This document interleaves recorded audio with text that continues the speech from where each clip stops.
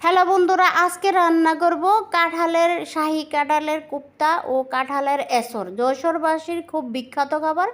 চলেন, আমি আজকে বাজার থেকে 2 কেজি কাঁঠাল কিনে আনছি। কাঁচা কাঁঠাল এরকম বিচি সহ কিনে আনতে হবে। বিচিগুলো খেতে খুব স্বাদ। এটা প্রথমে কেটে নিতে হবে। কাটার সাথে সাথে পানিতে দিয়ে দিবেন। পানিতে না দিলে কিন্তু এটা কালো হয়ে যাব। এটা কাটার পরে হলুদ দিয়ে আমি তেল দিয়ে হাতটা মেখে নিছি, কারণ আমার হাতে অনেক কাঁঠাল হয়ে গিয়েছিলো। আর এখানে প্রেশার কুকারে বসিয়ে দেবো, হলুদ আর লবণ দিয়ে সিদ্ধ করে নেব। ফাইনালি কিছু আলু অ্যাড করে দিলাম, আলুগুলোও সিদ্ধ করে নেব। আমার ফাইনালি সিদ্ধ হয়ে গেছে। এ পর্যায়ে কাঁঠালগুলো আমি ভালো করে মুতে নেব। সাথে কিছু আলু অ্যাড করে দিলাম, দেওয়ার পরে ভালো করে মুতে নিচ্ছি। দেখেন কাঁঠালটা ও আলুটা একসাথে। আর এ পর্যায়ে পেঁয়াজ কুচি করে দিয়ে দিলাম, কাঁচামরিচ দিয়ে দিলাম। যে মশলাগুলো আমি দিছি এগুলো দেওয়ার চেষ্টা করবেন। আপনারা একবার হলে বাসায় ট্রাই করবেন। হলুদের গুঁড়ো 1 চামচ, মরিচের গুঁড়ো 1 চামচ, ধনিয়ার গুঁড়ো 1 চামচ আর লবণ দিলাম। ফাইনালি সব মশলা দিতে হবে, আদা বাটা, জিরা বাটা, সব মশলা এখানে অ্যাড করে দিতে হবে। দেওয়ার পরে হাতে আবারও ভালো করে মুথে নিতে হবে। এ পর্যায়ে আমি 1 চামচের পরিমাণ কর্নফ্লাওয়ার অ্যাড করলাম। কর্নফ্লাওয়ার দিলে এটা একটু ভাজতে সুবিধা হয়, মানে সুন্দর আসে ভাজাটা। তার জন্য আমি এরকম শেপ দিয়ে হাতে তেল মেখে বানিয়ে নিচ্ছি। শেপের এরকম শেপের টাইপে বানিয়ে নিচ্ছি। আপনারা লম্বা যেরকম যার পছন্দ ওরকম শেপ দিয়ে বানিয়ে নিতে পারেন। সবগুলো আমি ফাইনালি বানিয়ে নিলাম। এ পর্যায়ে আমি ভেজে নেব কিছু তেলে দিয়ে। আস্তে আস্তে ভাজতে হবে, বেশি নাড়াচাড়া করা যাবে না। লাল লাল করে ভেজে নিচ্ছি।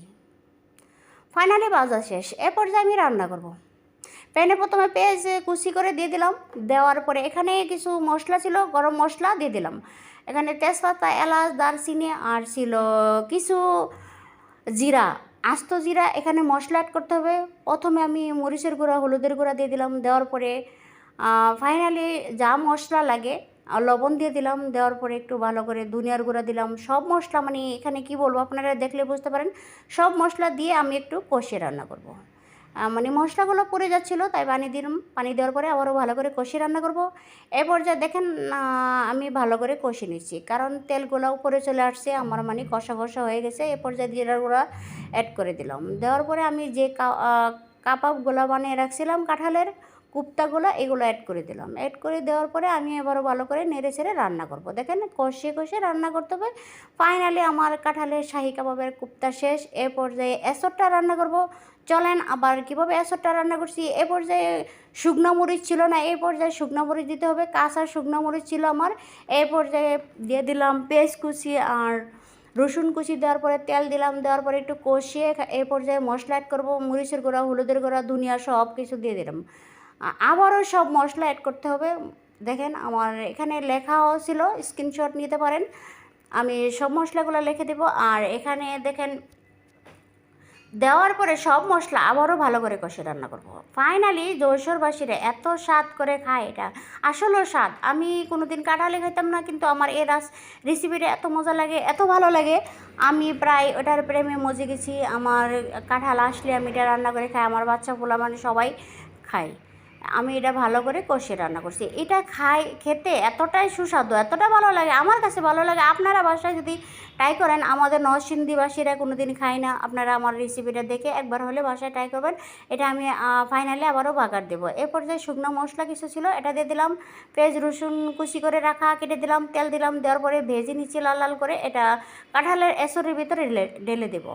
ফাইনালি ঢেলে দেওয়ার পর আবারও নেড়ে ছেড়ে ভালো করে শুকনো শুকনো টাইপের করে রান্না করতে হবে। দেখেন আমি আবারও ভালো করে শুকনো শুকনো টাইপের করে রান্না করছি। এই পর্যায়ে গরম মশলা অথবা জিরার গুঁড়া দিয়ে দিলাম। দেওয়ার পরে আবারও নেড়ে ছেড়ে ভালো করে রান্না করছি। এই পর্যায়ে দেখেন ফাইনালি আমার এরকম হয়েছে কুপ্তাগুলা, কাঁঠালের কুপ্তা। আর এরকম শুকনো মরিচ আর দিয়া, আমার শুকনো মরিচ ছিল না, কাঁচা মরিচ পেস্ট দিয়ে ঢলাইয়া তারপরে আচার দিয়ে ভালো করে হাতে মেখে ভালো করে মাখা মাখা করে এটা এভাবেই খাই। এটা কিছু দিয়ে খাই না, সোদা এভাবেই কাঁঠাল খাই। মানে অনেকটাই সুস্বাদু, অনেকটাই মজা। আপনারা যদি না খান তাহলে এটা খাবো বাদ দিয়া, অথবা রুটি দিয়ে যে কোনো দিয়ে এটা খাওয়া যায় কুপ্তাটা। আর এটা এমনি সোদা সোদা খাওয়া যায়। আল্লাহ হাফেজ। রেসিপিটা কেমন হলে আপনারা একটা কমেন্টে